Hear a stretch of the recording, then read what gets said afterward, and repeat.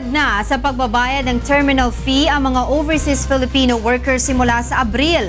Kanina opisyal nang nilagdaan ng Manila International Airport Authority o MIAA, Civil Aviation Authority of the Philippines at ng 40 airline companies ang kasunduan para dito. Ito ang balita ni Joan Nano. Aalisin na muli sa mga binibiling ticket ng mga overseas Filipino worker ang 550 pesos na sinisingil para sa terminal fee. Simula sa April 30, 2017, ang lahat ng OFW na bibili ng plane ticket sa mga ticketing office o travel agencies ay hindi na pagbabayarin ito, habang sa July 30 naman nakatakdang ipatupad ang terminal fee exemption para naman sa online purchases. Kinakailangan lamang na magpresenta ang mga ito ng Overseas Employment Certificate o Valid Employment Contract at recent payslip sa kanilang pag-check-in sa airport bago ang kanilang departure bilang katunayan na sila ay lehitimong OFW. Aminado naman ng ilang airline company na makakaapekto ito sa kanilang kinikita. Ngunit mas importante nila na maibigay sa mga OFW ang nararapat nilang matanggap na benepisyo. There's a reduction in revenue. No? Ang importante is the government was able to fix the problem. No?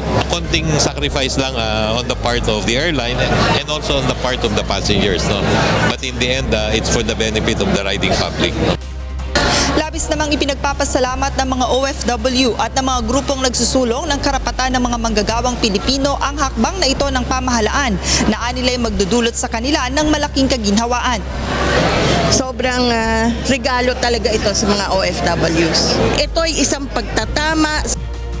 At least, 'di ba, makakaano na kami, ginhawa-ginhawa, wala nang iisipin, ay magbabayad pa wala kami, yung ganun. Di masaya din, 'di ba? At least may pagbabago.